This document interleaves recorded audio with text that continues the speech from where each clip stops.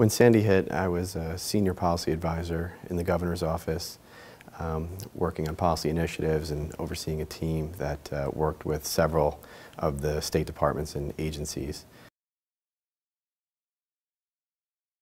Obviously, I don't think you can ever be prepared for something like Sandy fully.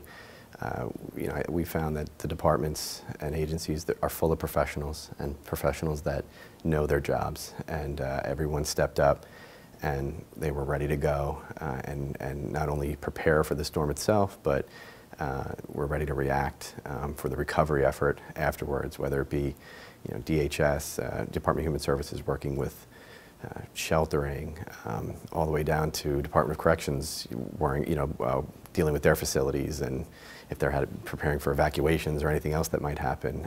Everybody had to be prepared for really what was the unknown. The wow moment for me, I think, was maybe not an individual program or issue, but I was asked to go to the Regional Operations Center a few days after the storm and help out in any way I could. And I think just to see that place in action, to see not only the folks who are at the ground level in that amazing facility helping in whatever variety of way that they're doing their jobs, whether it be transit related or anything like that, but to also see the governor's staff and cabinet, everyone knowing what their job was, everyone working round the clock. I think just to see that functioning, I had seen the facility once before more or less empty, and to see that fully staffed and fully functioning a few days after the storm was really something impressive to see. Really the first I had seen of everything was on the news and through some things that I had pictures and other things that I had seen through my position in the governor's office. And to see that not only the shore where, I had spent, like a lot of people, childhood years, having been born and raised in Jersey, but then to know that and see that only a couple miles away from where I was living, there was so much devastation in the Moonachie and Little Ferry, and to see how different the damage it can be just within a couple miles was something incredibly eye-opening. And the fact that all of that was happening in New Jersey and not a world away or not across the country like we were used to seeing was surreal.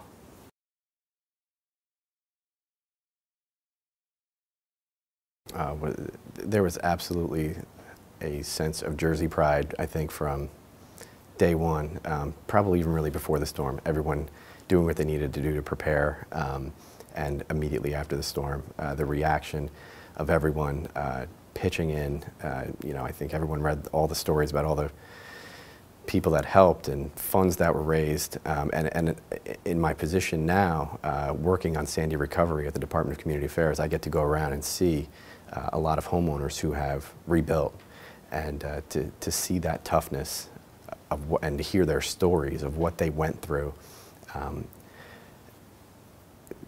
the day of the preparation, and then in the days after, and frankly, as they went through the recovery and rebuilt their homes. The stories are really tremendous, and it's really the best part of my job is to get to go out and meet these individuals and hear their stories. And as someone from Jersey, you can really relate. Even though I didn't have that personal loss in Sandy, you can really relate to these folks who went through it. I think the governor and everyone else said from the beginning that this wasn't going to be an easy recovery. It wasn't going to be a quick recovery. These types of things take time, and especially when you're talking about rebuilding or rehabbing thousands of homes, and all of that entails.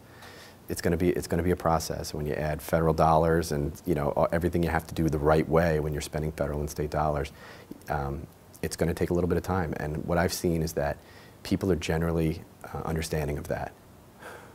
I think the feeling of today is that we're getting there. We're making progress. It's always something that is going to be with us for quite a while. When you go down the shore in particular, Moonachie, Little Ferry, those places that were really particularly hit hard, you still see it.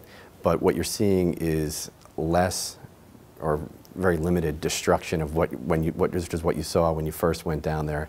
and the pictures we all saw in the immediate aftermath. And what you're seeing now is homes being rebuilt, businesses back online, boardwalks back online. And it's really something to see. You're seeing a lot of new construction, elevated construction, which means we're building back the right way, which is really a good thing to see, that hopefully nothing like this ever happens again. But if it does, we're doing everything we can to make sure that we're prepared for it even better next time.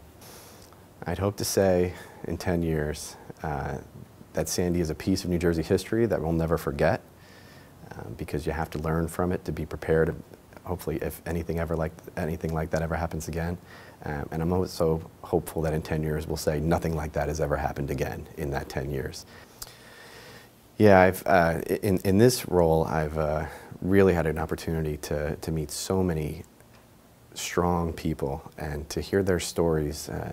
I think one thing everybody will learn is to take heed of warnings of things like this going forward. I've heard too many stories of people who chose not to evacuate, and it's human nature. You know, you think nothing like this could ever happen to me. And obviously in New Jersey, we're always being warned of blizzards and other types of storm events, and you think it can never happen to me. I've made it through all these other storms.